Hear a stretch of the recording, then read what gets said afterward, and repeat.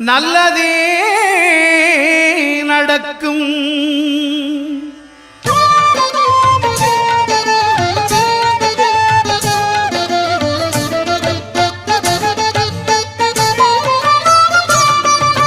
9 கோளும் ஒன்றாய் காண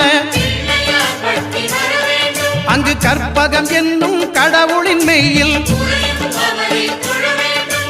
9 கோளும் ஒன்றாய் காண அங்கு கற்பகம் என்னும் கடவுளின் மெய்யில்